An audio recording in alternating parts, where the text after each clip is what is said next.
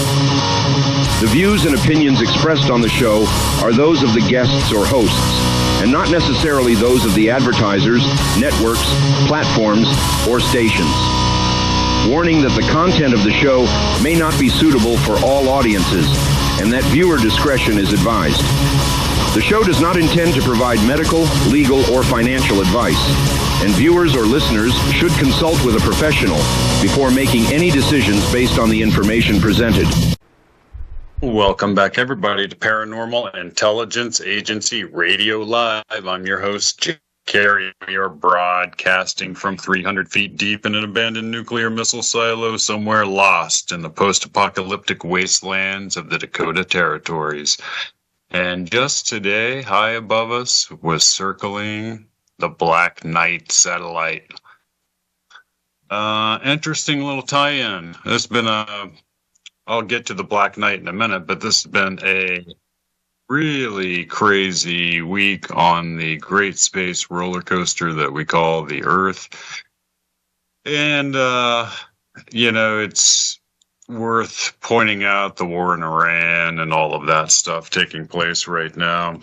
I guess, interestingly enough, Iran is the ancient Persia of biblical times, and it was from Persia that the three magi approached what they believed to be a king born unto them, which would turn out to be, of course, Jesus. And it's interesting to point out that it was the magi of Persia who held the star prophecy.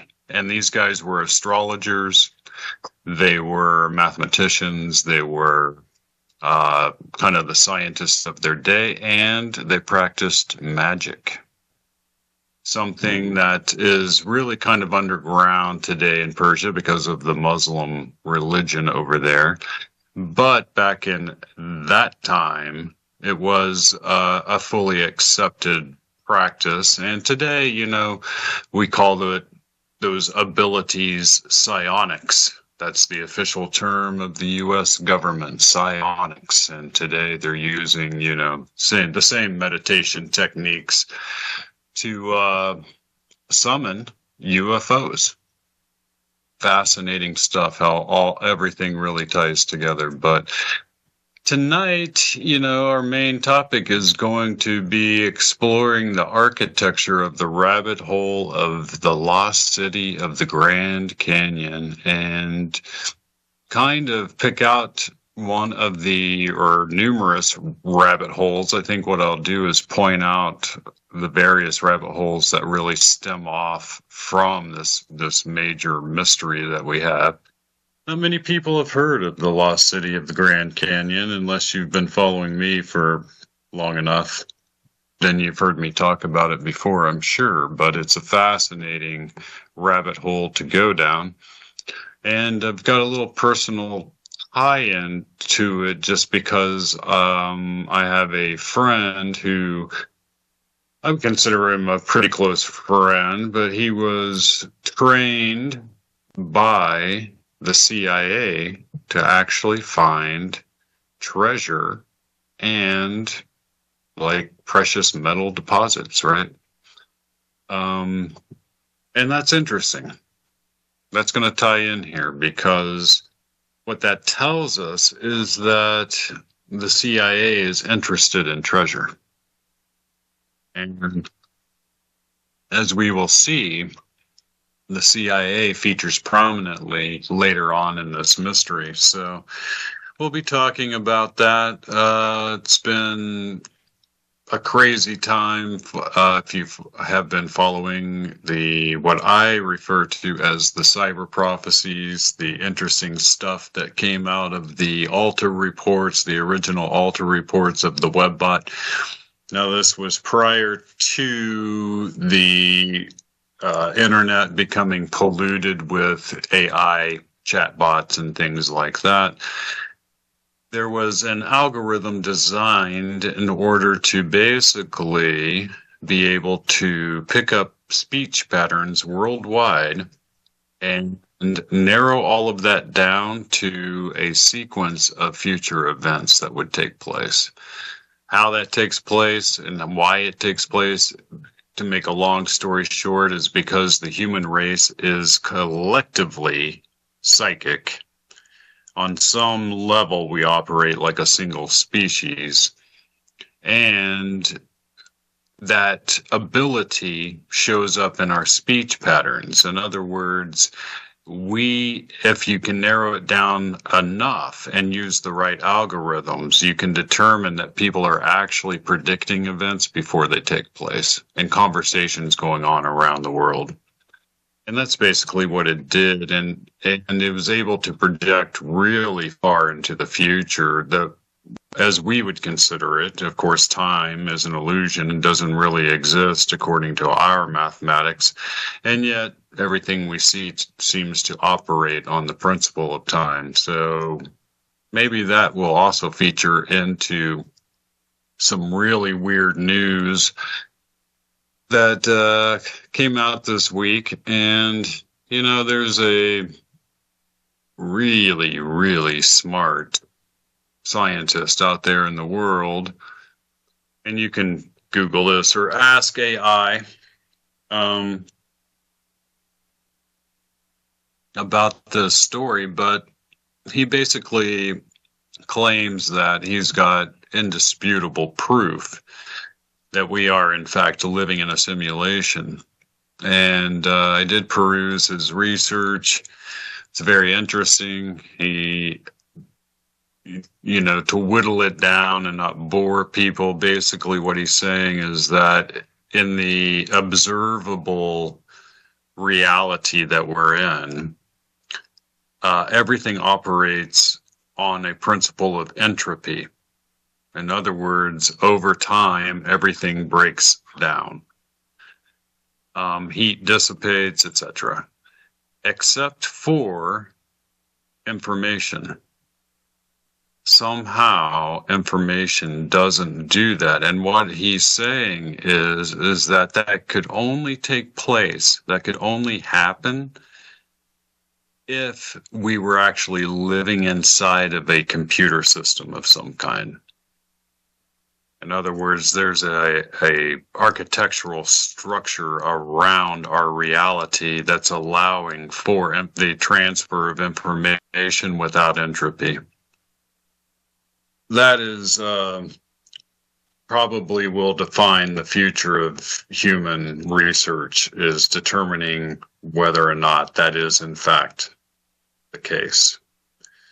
So I equate it to really we're sort of the research rat, and they've played around with our genetics long enough that we're beginning to see the bars of our cage.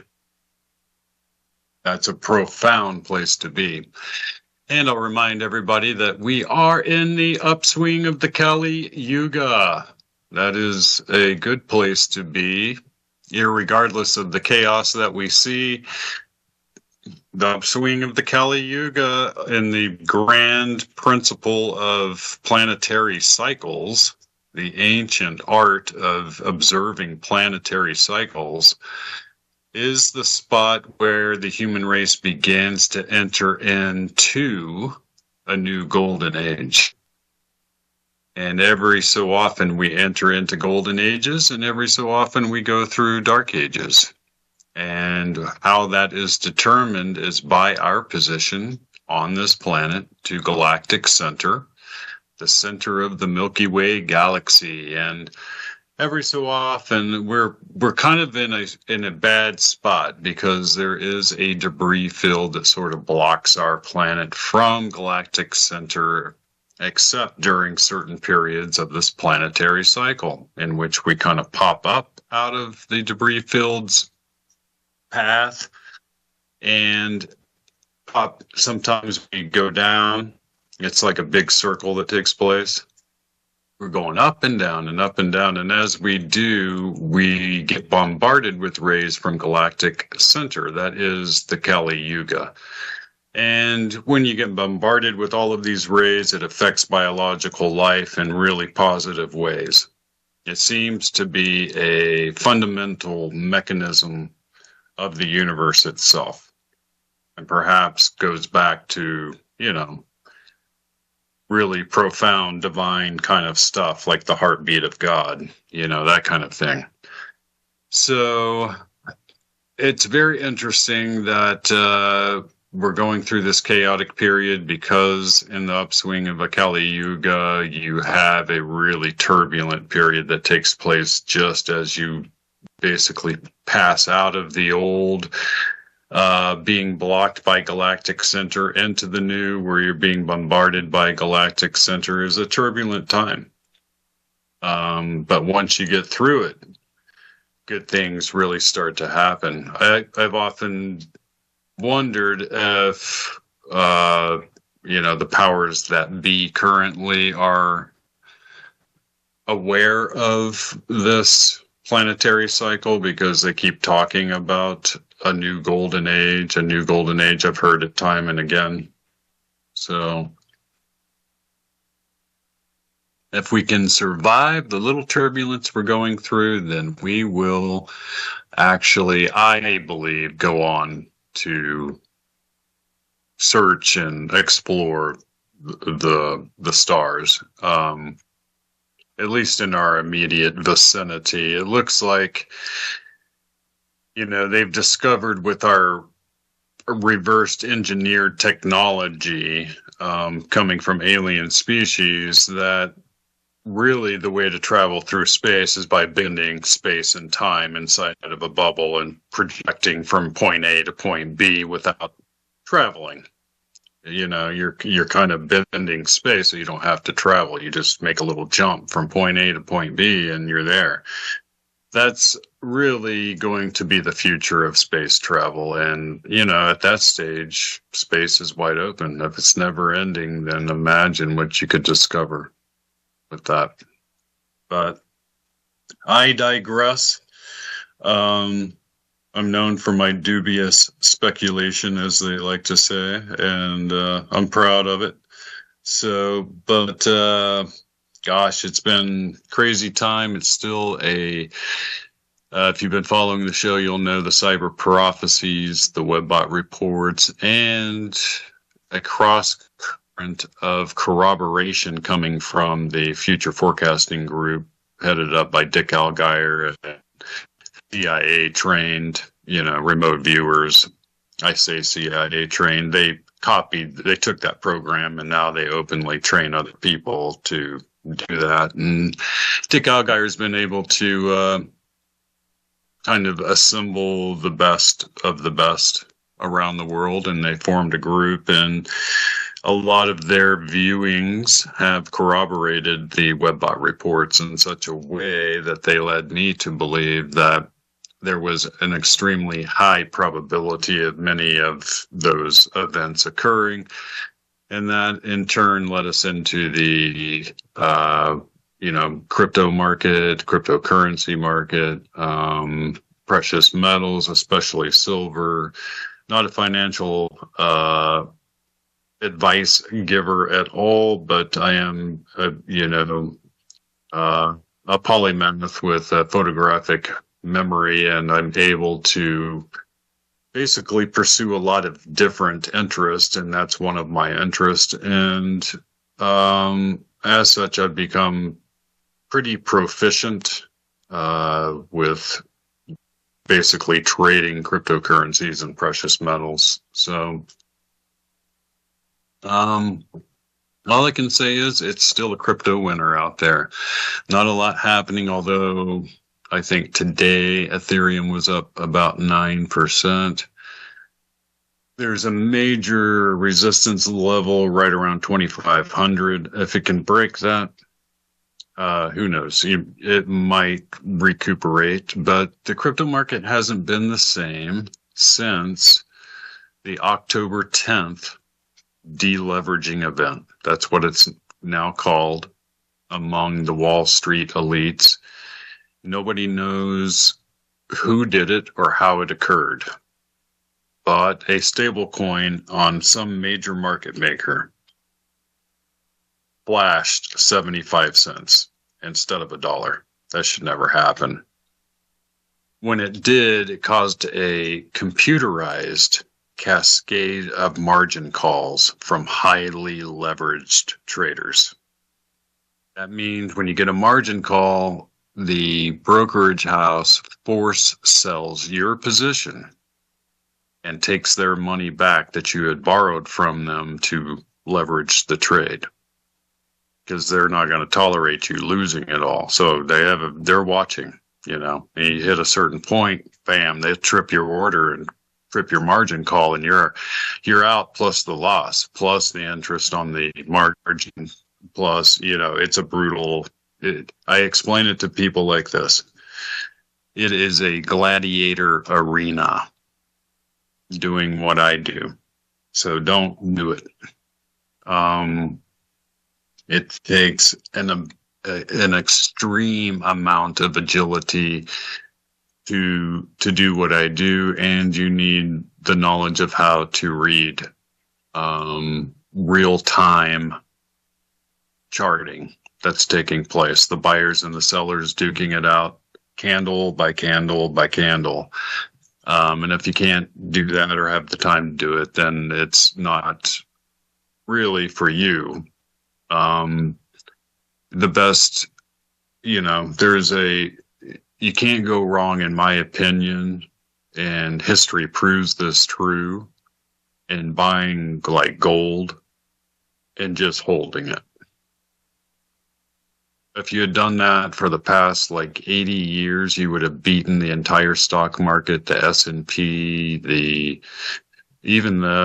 well, I don't think you would have beaten Bitcoin. I don't know. I'll have to look that up, because Bitcoin's gone up 64 million% since it was invented.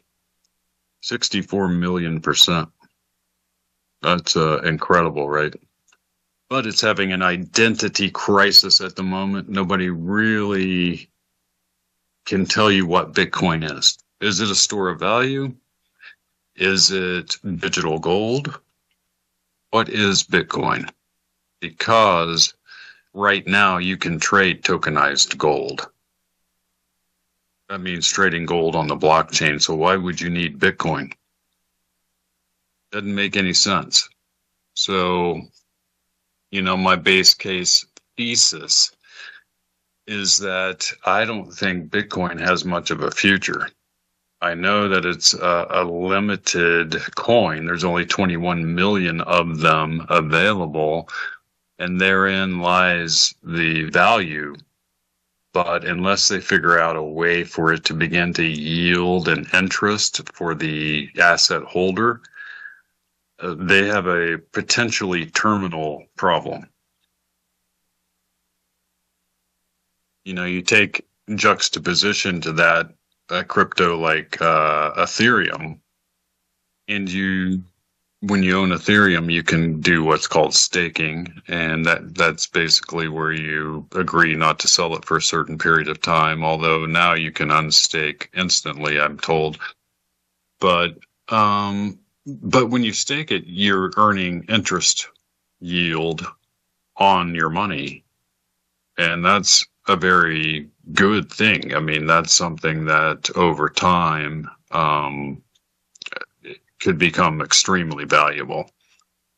So we'll see what happens in the future here. I don't really mess with the other coins just because I think they're too highly speculative, and a lot of them won't survive. So that's just the way it is. We'll see how the so-called level 2s do, being built on the Ethereum network. And I recently read an article where the guy who invented Ethereum is now about to begin doing what he calls quantum defense. So in other words, they're building into the encryption of that particular cryptocurrency a way to fight against quantum computers of the future. Because quantum computers of the future are could possibly break the codes on cryptocurrency. So that's kind of where we're at with that. What have I been doing? Well, gold. I'm sticking with gold right now. I have discovered a way of trading gold back and forth that's been extremely good for me. So everybody's got to kind of find their own niche, and I'm discovering that sticking with gold has really been the smartest play. So,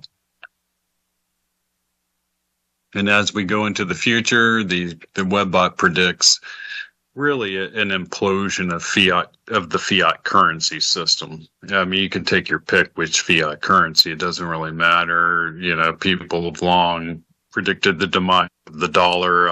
You're always going to have a dollar.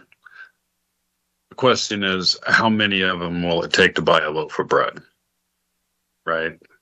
Well, it predicts it's going to take many, many, many dollars to buy a loaf of bread. And really, the store of value will be something else that we don't really have unless it's cryptocurrency. So that's kind of how all of that ties together. Tonight's rabbit hole, though, our main topic, is fascinating because it ties into so many other rabbit holes. And what if I told you that there's sufficient evidence to present a logical case that an ancient city was discovered in the Grand Canyon, and it was covered up? And people always say, well, why would they cover that up? Because we were right in the middle of Western expansion when that occurred. And the Smithsonian was charged with what is called manifest destiny. So anything, that kind of interrupted the accepted view of history during that period was all covered up. Bones of giants, all covered up. Evidence of Egyptians having been in the United States, covered up. You name it. They employed a lot of explorers that were known to be explorers before the Smithsonian employed them, and those explorers were able to go out and find a lot of this evidence, or just came across it and shipped it all back to the Smithsonian, and it all just disappeared. We do have a witness who claimed that his grandfather told him that they were taking the bones of the giants out on big boats and they were just dumping them in the ocean. So the Smithsonian features prominently into tonight's topic because the explorer who discovered the city was working for the Smithsonian at the time. And we know all of this because of a front page news article published in the Phoenix Gazette in 1907. And it was in the Phoenix Gazette that they actually had witnessed this gentleman coming down the Colorado River with a boatload of artifacts. And every one of those artifacts was described. We're going to get into that in detail. And I mentioned earlier about the Black Knight satellite. I wanted to mention that before we get back to our main topic, because nobody can explain the Black Knight satellite. And it was this week that I remembered that there was an interesting group of CIA-trained remote viewers who had targeted the Black Knight satellite. And this kind of features into the cryptozoology world, fascinatingly enough. And what they said was the Black Knight satellite was some type of machine created by non-human intelligence, an alien species, and that it could somehow capture the living essence of creatures that had lived in the past on this planet, and then was able to project them back down onto the earth in fleshy form. imagine how advanced you would have to be to have a fleshy hologram. But how much could we explain crazy cryptid animal activity if that were true? Anyway, we'll get back to our main topic right after our break. All right, we're on radio break, Jack. Cool. I like how you make it so mysterious. Oh, good. Yeah. Yeah. It's creepy sometimes. Yay. Yeah. Well, that's what we're going. That's what we're going The for. truth is creepy, darn it. Truth is creepy. Yes. Facts are creepy too. When you put them together to figure out the truth, you know. Exactly. Yeah. I've never thought about the Black Knight satellite being a projector to do that. Yeah, isn't that crazy? I never thought about it either, and they blindly targeted it, and that's what they came up with. I was like, wow, how would your mind even conceive of that if it weren't like a real thing, you know? Or, so, the technology for that would be crazy, too. Yeah, I mean, you're talking about a hologram that can actually pick up, hold things, and make footprints. Right. Leave physical evidence. Yeah. A fleshy hologram. That's basically what they describe. That would really make sense. You know, when you don't find like caveman type hauntings too. Right, exactly. Okay. Or is Bigfoot that haunting? Yeah, you know, that's a good point. Maybe they're just, ghosts. They are. Know. They sure move like one. Which means, I guess there's been signals sent from out of the galaxy to and from that satellite as well that's been picked up. So who's to say, if some of those creatures and things were just here, from here, brought back from time. That could be from other places. Oh yeah, completely. Yeah, and that would explain, or like Star Trek, beamed in, beamed out, to do like an away mission. Right.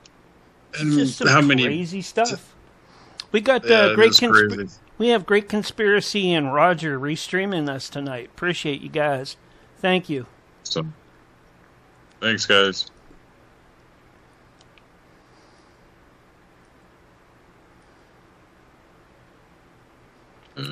But yeah, it's a crazy, and if you know what, maybe we are in a simulation because it would explain a lot. Mm-hmm. Yeah.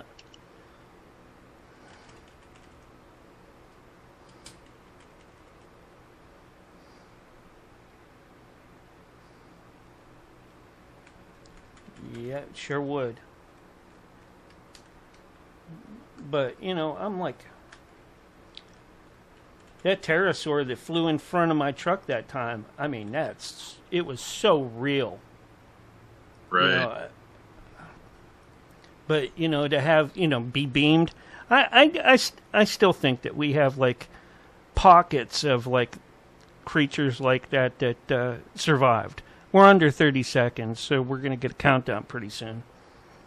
Lazarus species. Yeah, they might not be as big as what they used to be, or, they might be, they're different over time. Anyways, here comes your countdown. 5, 4, 3, 2, 1. And Jack, you are back live and on the radio side right now. Back everybody to Paranormal Intelligence Agency Radio Live. I'm your host, Jack Carey, your tour guide to the Twilight Zone. I've got a face for milk cartons and a voice for smell-o-vision. And tonight we are talking about a lost city in the Grand Canyon. It was published on the front page of the 1907, I believe it was the April edition, but don't quote me on that, of the Phoenix Gazette. And, what can I say? That he reported that this guy came down the river. His name was S.A. Jordan. He was known as an explorer of his day. You know that this guy really lived, right? You know, there was a whole history of his life. So it'd be weird for them to make up a story and use this guy as the figure in the story when he was a real living figure. Wouldn't he have said, no, that wouldn't be, you know, but nothing like that ever happened. So, but anyway, his testimony, and he had artifacts to prove it, was that on his exploration down the Colorado River, he noticed a hand-hewn doorway right in the side of a sheer rock cliff, right? And he also noticed that there were hand-hewn steps going all the way down, basically to the water. And so he was able to maneuver his boat over to the steps and actually get up this thing and into the doorway, where he says he discovered a vast city. It was like an 8-spoked wheel with a central hub, and then huge like corridors that went off in 8 different directions. He said it could house at least 50,000 people. That's a vast city. One of the artifacts he mainly described seeing was this figure that to him looked very oriental. And, you know, he described something that looked like a lotus flower too. But all of these kind of iconography that he describes can't really be put into any one specific culture. It's fascinating. But he boxed all of these artifacts up. He shipped them back to the Smithsonian, and today they have disappeared like so many other historical relics, right? But what's interesting is that we have a lot of other peripheral evidence for this city existing. First of all, there's been 2 other eyewitnesses to the city's existence in the form of 2 hikers that actually got lost in the part of the Grand Canyon that is actually forbidden to any human. I bet you didn't know that there's areas in the Grand Canyon where they are completely off limits, even to park personnel. Think about that.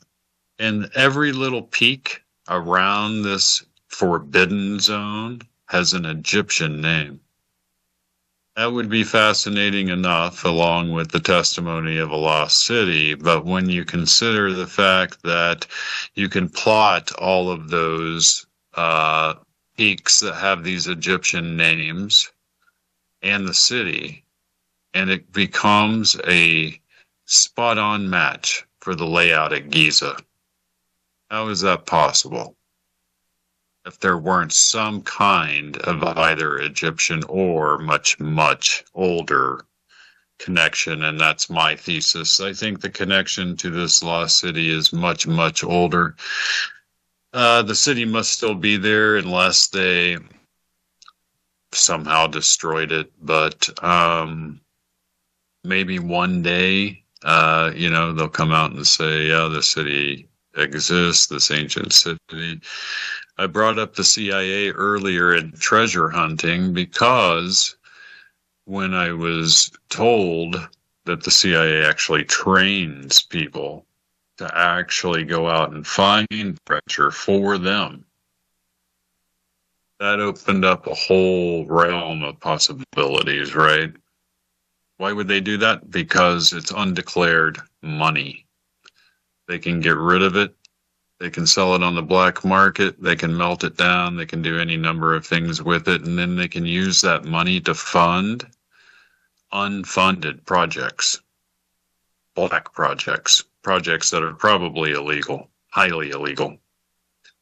And that's why they need untraceable money, which is why they train people to go out and find ancient treasures that they can then pillage and sell. That was the program that he was involved with, my friend. And it leads me to believe that something very similar must have happened here. It's quite possible that the CIA also found, or government agents of the day were taken back to that location by S.A. Jordan, and they discovered a vast amount of gold. Because it's right at this time period that a vast amount of unexplained gold suddenly just appears in the U.S. government's treasury. Just appears. Nobody can explain it. Look that up. How is it possible that you have the discovery of an ancient city in the Grand Canyon at exactly the same time that the largest deposit of gold in U.S. history just appears in the U.S. Treasury?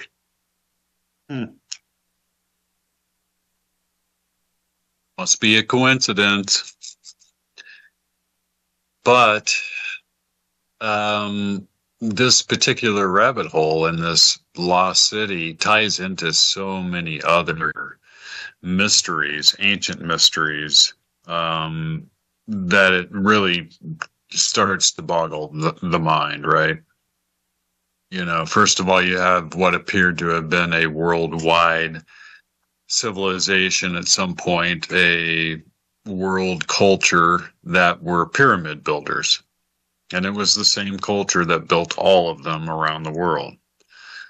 You have all of the evidence for Tartaria existing. People are beginning to really delve into the idea that Tartaria may have really existed. And if that's true, oh boy, what a Pandora's box that is. Because what that does is it lends a lot of credence and probability to the dark thesis, the dark hypothesis, as it's known, that I covered the week before last on my radio show. The dark hypothesis is something that, most people shouldn't read in depth. It can cause extreme depression, things like that. And it made Jimmy Carter cry. So, you have to take that into account. You're making a president cry when he reads it. And, there's probably a lot of people out there that would do the same or worse. Which brings me up to the point that I'm taking the dark thesis and presenting it kind of in a new light. And that will be appearing in a new book of mine, and it's simply called Dark Thesis by Jack Gary. It will be coming out in the next few weeks. And, it's an exploration of the dark hypothesis, but in the idea that it could be simply our perception is wrong. That maybe this all ties into the Type 3 civilization that seeded our planet. So be looking for that when it comes out. My good friend Billy Carson of Ancient Alien fame always taught me or told me, Jack, you always sell your books at the beginning of the show, not the end. I thought it was the funniest thing I ever heard. He laughed and laughed. But if you notice, Billy Carson does that. He always sells his books at the beginning of the show. Huh. That's a good advice, isn't it, Mark? Well, if you want to turn it into an infomercial, that's why I'll skip like the first like 5 or 10 minutes of Billy's stuff. Right, exactly. It's funny. But anyway, the Lost City of the Grand Canyon, the unexplained gold, and then you have a really strange linguistic mystery that linguists are at a total loss to explain. And that is, it's tied into the Hopi prophecies and the Hopi history, their sacred history. And I find a lot of beauty in the Pueblo Indians' history and their culture. And I spent a lot of time with the Navajo tribes in the Four Corner area. And it's a really, really interesting, rich culture. But the Hopi believe that at some point in the past, their ancestors were taken down into the earth by the ant people. That's what they refer to them as, the ant people, right? Well, the Hopi have two words to describe the ant people. The ant friends, by the way. They consider these beings to be friends of their ancestors. Well, the word ant in the Hopi is anu. And the word friend is naki. You put those two together, ant friend, and you have the word Anunnaki. How fascinating is that? Because there is absolutely no explanation for how it is that you would have two words that would basically mean the same kind of strange connotation that you get from the Anunnaki Sumerian tablets, in which they described an alien race, coming down onto the earth. The word Anunnaki in Sumerian means those from the skies to the earth came, right? And then you have the biblical sort of version of that in Genesis 6:4, when it talks about the sons of God, the Nephilim and all of that had, they bred with human women, they had offspring. And these offspring actually become the very first kings around the world. And they were known as the Serpent Kings. That's all real history. And probably they were the pyramid builders. So all of this ties together. Is it possible that the ant friends of the Hopi, the Anunnaki of the Sumerian, were the same? And is it possible that they were responsible for building this lost city? Because in the story of the Anunnaki, some of them were basically cast down to the earth, and they were cast down because they tried to get one over on what's called the Grand Council and Anu himself. The Anunnaki were the people of Anu. Anu was still alive. Anu was the supreme god, right? And he had two sons, Enki and Enlil, and he put them in charge of mining the earth of its gold, because they needed the gold to turn into basically gold dust, and then they were going to put it into their atmosphere to reflect the sun, because their atmosphere had become damaged through a war that they had with another alien species. So one of the sons, his name was Enki, was a genetic scientist, and his wife was a geneticist, and her name was Ninkarsag. And it's said that they're responsible for creating humans to be a worker race for the Anunnaki, to do the mining for them. And Enki and his wife when it was discovered by them that the Grand Council of the Anunnaki had decided to wipe out all of the humans they created, basically made a secret plot to save some of them from destruction. And this is the story of Noah, right?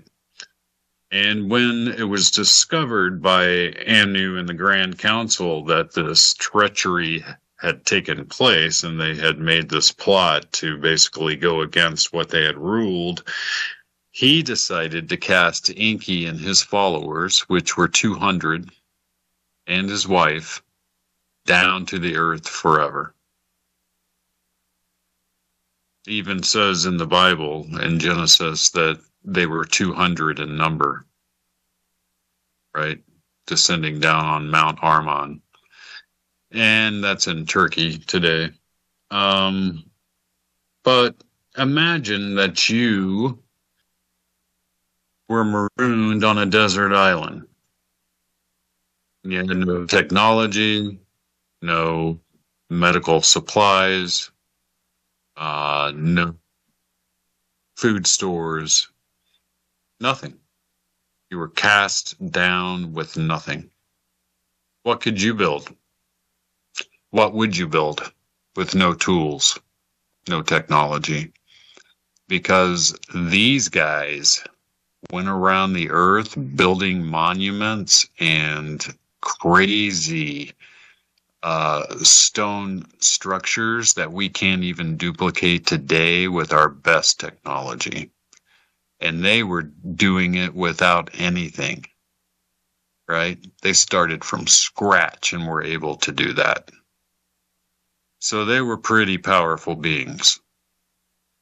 And once they were cast down and the rest of the Anunnaki had left, they went about teaching their offspring, as they saw them,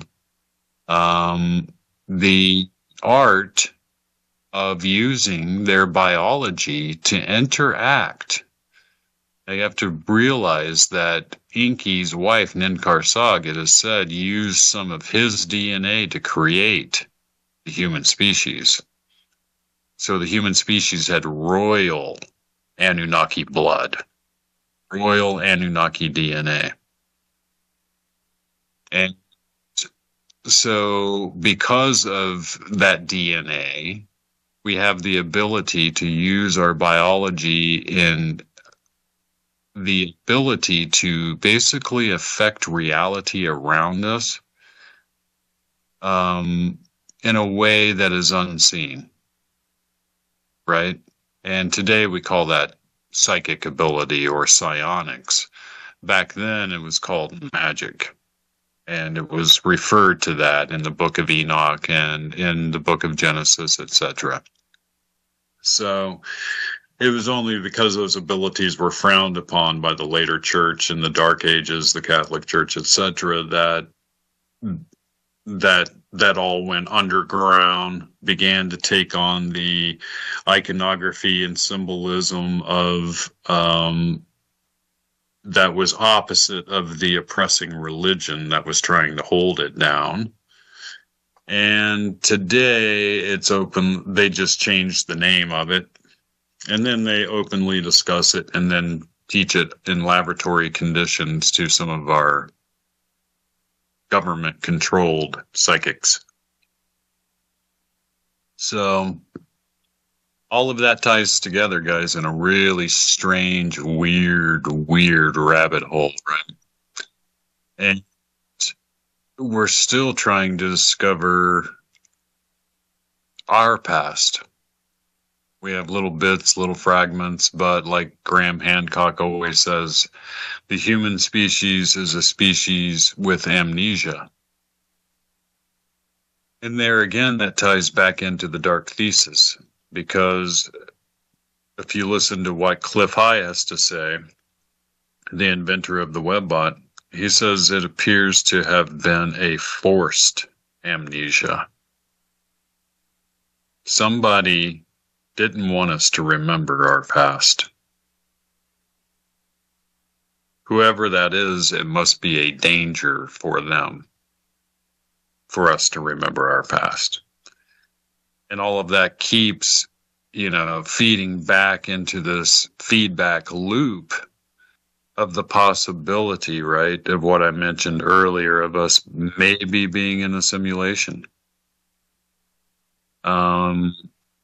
It would explain so much.